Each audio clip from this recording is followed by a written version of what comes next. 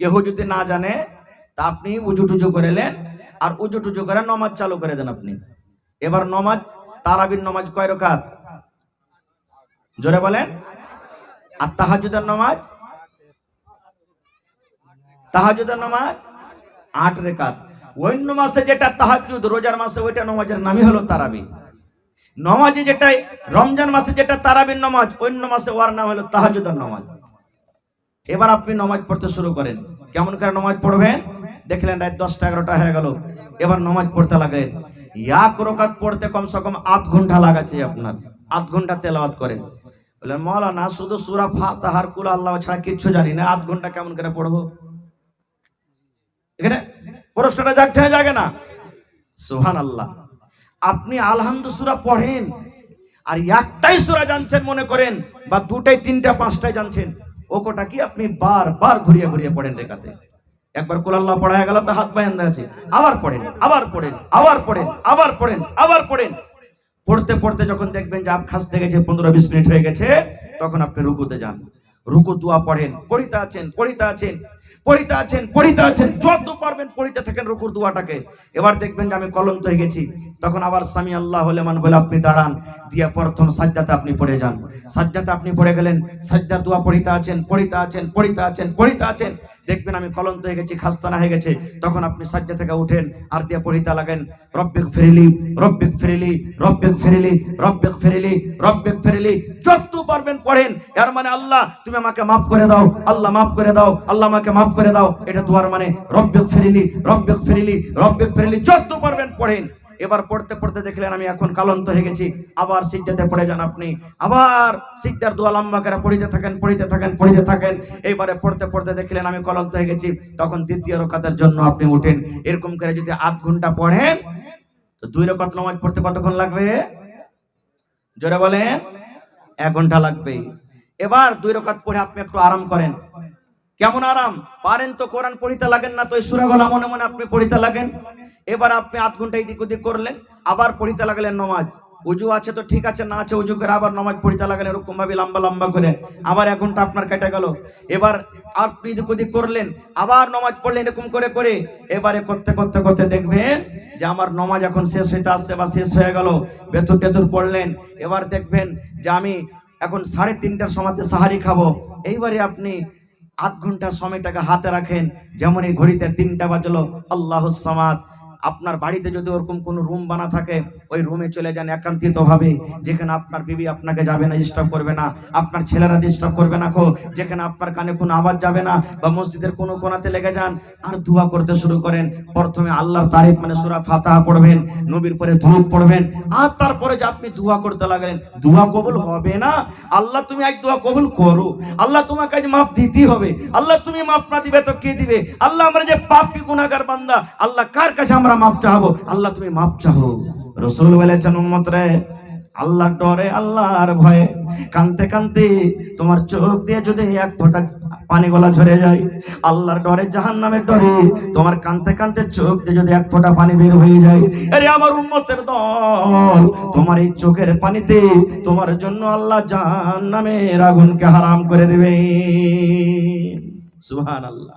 এর নাম হলো কি? সাবে কাদার। এরকম ভাবে সাবে কাদার জাগতে হবে।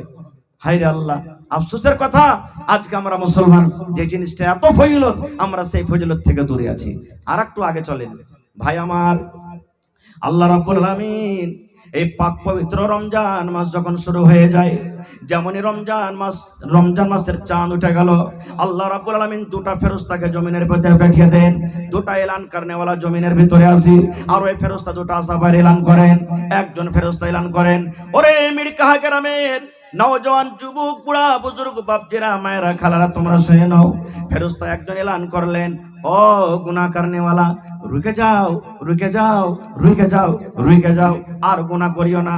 তুমি 11 মাস মদ পান করিলে, এই রমজান মাস চালু হয়েছে আর মদ পান করিও না। 11 মাস তুমি তাস খেলেছ, রমজান চালু হয়ে গেছে আর তুমি তাস খেলিও না। এই গুনাহ করনেওয়ালা, পাপ করনেওয়ালা, 11 মাস তুমি নামাজ ছেড়েছো, এই রমজান মাস চালু হয়েছে, খবরদার তুমি আর নামাজ ছাড়িও না। যারা পাপ করেছো, গুনাহ করেছো, রুকে যাও, রুকে যাও, রুকে যাও, তুমি আর গুনাহ করিও না। আর যারা নেকিতে লেগে থাকে, নেকি করে, আল্লাহ রাব্বুল আলামিনের আরেকটা ফেরেশতা ডাকতে বললেন, ও নেকি কারনেওয়ালা, তোমরা আর একটু আগিয়ে যাও, আর একটু আগিয়ে যাও, আর একটু তোমরা আগিয়ে যাও। তোমরা যে 5 ওয়াক্ত নামাজ পড়েছিলে 11 মাসে, রোজার মাসে নফল গলা বেশি বেশি চালিয়ে দাও। অন্য অন্য মাসে তোমরা যে নেকি গলা করেছিলে, রোজার মাসে নেকিটাকে আর একটু বাড়িয়ে দাও। অন্য মাসে তুমি 2 টাকা দান করেছিলে, রোজার মাসে দানটার তুমি পাওয়াটা একটু বাড়িয়ে দাও। অন্য মাসে তুমি তাহাজ্জুদ পড়িতে পারো নাই, রোজার মাসে তুমি তাহাজ্জুদ নামাজটা বেশি পড়ো, একটুখানি তুমি এগিয়ে যাও। শুধু তা নয়, এই রমজান মাস যখন চালু হয়ে যায়, আল্লাহ রাব্বুল আলামিন ফেরেশতাকে ডাক দিয়ে বললেন, ফেরেশতারি, আমার যত জাহান্নামের গেট আছে, যত জাহান্নামের দুয়ার আছে, সমস্ত দুয়ারকে তোমরা বন্ধ করে দাও রে। সমস্ত দুয়ার বন্ধ হয়ে যায়। এবার আল্লাহ ফেরেশতাকে বলেন, জান্নাতের দুয়ার খুলে দাও, জান্নাতের গেট খুলে দাও। এই রমজান মাসে সমস্ত জান্নাতের দুয়ারকে খুলে দেওয়া হয়। এইবার আল্লাহ ফেরেশতাকে ডাক দিয়ে বলেন, ফেরেশতারি, আমার বান্দা বান্দিরাকে যেন কোনো শয়তান, কোনো খবিশ শয়তান জিন যেন বহাকাইতে না পারে, রাস্তা থেকে যেন ভটকাইতে না পারে, এই জন্য তাকে মোটা মোটা জিঞ্জির দিয়ে তারাকে বেঁধে দাও। যাও, সমস্ত শয়তানকে বেঁধে দাও। এবার বলবেন, হাজি মাওলানা, শয়তানকে যদি আল্লাহ বেঁধে দিয়েছে, তো এখন যারা রোজা করে না এরাকে ফের কে বহাকাইছে? প্রশ্ন জাগছে না জাগে না? কে এরাকে বহাকাইছে? ভাইরে, 11 মাস শয়তান এমন করে এরাকে সেনা তৈরি করেছে না, যে রোজার মাসে ওই সেনার আসারটা এখনো আছে। একটা মিসাল দিচ্ছি আপনাকে। ডোলে পানি আছে আপনার হাঁড়িতে, এবার আপনি হাতটাকে ঘুরাতে লাগেন, এমনি করে ঘুরাইতে ঘুরাইতে পানিটা ঘুরবে না ঘুরবে না? একটু বলেন, ঘুরবে না ঘুরবে না? ঘুরবে। এবার 1-2 মিনিট ঘুরতে ঘুরতে লোকটাকে তুলেলেন, এবার যেমনই আঙ্গুলটাকে উঠালেন, সাথে সাথে পানি ঘুরতে বন্ধ হবে না, ঘুরতে থাকবে। হ্যাঁ, শয়তান যে 11 মাসে এমন করে ট্রেনিং দিয়েছে না, এই রোজার মাসেই বন্ধ হয় না, ও চলতে আছে, চলছে, ওর স্পিরিট লেগে আছে। কিছু কমছে আলাদা কথা, কিন্তু ওই যে চলতে আছে। হ্যাঁ বে, আল্লাহকে দেখে ডরাই না, তো ফের মানুষকে দেখে ডরিয়ে কি করবো? বাড়তে খাইতে নাই যে সারাদিন থাকবো না খেয়ে। এই দেখেন ভাইরে, আল্লাহ রাব্বুল আলামিন এত বড় ফজিলতের মাস দিয়েছে। বলবেন, হাজি মাওলানা, রোজা করে কি পাবো? আল্লাহ রাসূল সাল্লাল্লাহু আলাইহি ওয়াসাল্লাম বলেছেন, মান সামা রমজানা ঈমানাও ওয়া ইহতিসাবা গফিরা লাহু মা তাকাদ্দামা মিন যামবিহি। দয়ার নবী এলান করে দিয়েছেন, যে আল্লাহর বান্দা বান্দিরা রোজা রাখবে, রোজা রাখার 2টা নিয়ত করতে আপনাকে করতে হবে। 1 নম্বর কথা হলো ঈমানাও, আল্লাহ রাব্বুল আলামিনের সাথে বিশ্বাস করতে হবে। আল্লাহ 1 মাস রোজাকে ফরজ করেছেন, আমি যদি রোজা রাখতে হবে, রোজা যদি আমি না রাখি আমি গুনাহগার হয়ে যাব, পাপী হয়ে যাব। ওয়া ইহতিসাবান, নেকি মনে করে রোজা রাখতে হবে। এই 2টা নিয়তে যারা রোজা রাখবে, নবী বলেছেন, গফিরা লাহু মা তাকাদ্দামা মিন যামবিহি, তোমার জীবনের যত ছোট ছোট গুনাহ আছে, আল্লাহ সমস্ত গুনাহকে তোমার maaf করে দিবেন। কিন্তু এখন রোজা কত লোক করব কি, বিয়ের বাড়ি বেড়াতে যাব, মা খালারা কইবে, হালে মার বাপ, ওই যে কি রে, তুমি যে বিয়ের বাড়ি যাবে, বাড়তে নেই রোজাটা করো না, তো বিয়ের বাড়ি যাবে যদি রোজাটা না করো তো কি কইবে? এরকম কত লোক আছে না নেই? তখন ও কি করবে? বিয়ের ডরে রোজা করে যাবে। আল্লাহ বলবেন, এগুলা রোজাতে তোমার কাম দিবে না রে বান্দা। আল্লাহ বলছেন, ফাওয়াইলুল লিল মুসাল্লিন, ওই নামাজীরা ওয়াইল জাহান্নামে যাবি, ওই নামাজীরা নামাজ পড়ে ওয়াইল নামে জাহান্নামের ভিতরে যাবি। বলবেন, হাট, মাওলানারা বলছেন যে নামাজ পড়ো, আর আপনি ফের বলছেন যে নামাজ পড়ে ওয়াইল জাহান্নামে যাবে। জি, নামাজ পড়ে ওয়াইল জাহান্নামে যাবে। তোকে হাজি মাওলানা এত বড় মসজিদ বানিয়ে কি করবো? তাহলে দান যে দিচ্ছে এত কষ্ট করে, কোন নামাজীরা যাবে? আল্লাহ বলেন, আল্লাযীনা হুম ইউরাউন, যারা মানুষকে দেখিয়ে নামাজ পড়ে, জীবনে নামাজ পড়ে না। বিহাই নামাজি পেয়েছে, বিহাই এসেছে বাড়িতে, এবার বিহার সাথে সাথে ওযু করে মসজিদের ভিতরে চলে গেল। আল্লাহর ডরে এটা নামাজ হলো না রে ভাই, এটা বিহাইয়ের ডরে নামাজ হলো। আল্লাহ বলছেন, এরকম নামাজিরা ওয়াইল্লাহ জাহান্নামে যাবে। আপনি রোজা রেখেছেন, আপনি রোজাও রাখেননি। কত ভাই দেখবেন মাগরিবের নামাজ পড়িতে চলে যায়, যদি নামাজ না পড়িতে যায়, হবে হাজি কি কইবে, মুলবি কি কইবে, খতিব কি কইবে, মডল কি কইবে, ইশালা রোজা করেনি হইলে নামাজ ঘন্টা পড়িতে আসে না। চল চল চল, কমসে কম দেখি আসি লোককে মাগরিবে নামাজ ঘন্টা পড়িলি, যাতে লোক বলে যে রোজা করেছে। আল্লাহ বলছেন, এরকম নামাজিরা ওয়াইল জাহান্নামের ভিতরে যাবে। এই মতো বন্ধুরে, লোক দেখানো রোজা করতে গেলে আল্লাহ গুনাহ মাফ করবে না। আল্লাহ রাব্বুল আলামিনকে রাজি করার জন্য, নেকি মনে করে আল্লাহকে সন্তুষ্টি করার জন্য যারা রোজা রাখবে, এরকম রোজাদারের আল্লাহ জীবনের ছোট গুনাহকে মাফ করে দিবেন। আর কি নেকি আছে? ওরে আল্লাহ, আজ আপনি 10,000 দান করে দিলেন, নেকি দিবেন কে? ফেরেশতা। কে নেকি দিবেন? কে নেকি দিবেন? ফেরেশতা নেকি দিবেন। নামাজ পড়বেন কে? ফেরেশতা নেকি দিবে। আপনি হজ করতে যাবেন, ফেরেশতা নেকি দিবে। কোরআন তেলাওয়াত করবেন, ফেরেশতা নেকি দিবেন। দান করবেন, ফেরেশতা নেকি দিবে। মা বাবার খেদমত করবেন, ফেরেশতা দিবে। প্রত্যেক কাজে কাজে ফেরেশতারা নেকি দিবে। কিন্তু রোজার যখন বাড়িটা এলো, রোজার যখন নেকির কথা এলো, আল্লাহ রাব্বুল আলামিন ফেরেশতাকে ডাক দিয়ে বলছেন, ফেরেশতারি ফাইন্নাহু লি ওয়া আনা আজজি বিহি। এই রোজাটা হলো আমার জন্য রে ফেরেশতা, তোমরা দূরে চলে যাও, দূরে চলে যাও। তোমরা রোজার বদলা দিতে পারবে না, তোমরা রোজার নেকি দিতে পারবে না, কারণ রোজা হলো আমার। ওয়া আনা আজজি বিহি, এবং আমি আল্লাহ তাবারাক ওয়া তাআলা রোজার নেকি দান করব। কত আল্লাহ দিবেন সেটা আল্লাহ জানেন। আল্লাহ কিয়ামতের দিন প্যাক করে সুন্দর করে আপনার হাতে দিবেন, বান্দারে আমাকে না দেখে বিশ্বাস করে তুই যে রোজা করেছিস, তুই ইচ্ছা করতে গেলে লোক করে পানি পান করতে পারতি, ইচ্ছা করতে গেলে নদীতে তুই ডুব মেরে পানি করতে কেউ দেখতো না, কিন্তু যখন তুই আমার উপরে বিশ্বাস করে রোজা রেখেছিস, আমি আল্লাহ যা কি বদলা দিব জানেন? আল্লাহুস সামাদ। জান্নাতের ভিতরে 8টা দুয়ার আছে রে ভাই। কয়টা দুয়ার আছে? 8টা দুয়ার জান্নাতের ভিতরে আছে। যারা নামাজ পড়বে নামাজের দুয়ারে যাবে, রোজা রাখবে রোজার দুয়ারে যাবে, হজ করবে হজের দুয়ার দিয়ে যাবে, যাকাত দেবে যাকাতের দুয়ার যাবে। এই করে করে একটা দরজার নাম আছে, গেটের নাম আছে আর রায়্যান। কি? আর রায়্যান। ওইখান দিয়ে কারা যাবে? যারা রোজা করেছে তারা যাবে। ওই গেট দিয়ে যারা হজ করেছে তারা যাবে না। ওই গেট দিয়ে যারা নামাজ পড়েছে তারা যাবে না।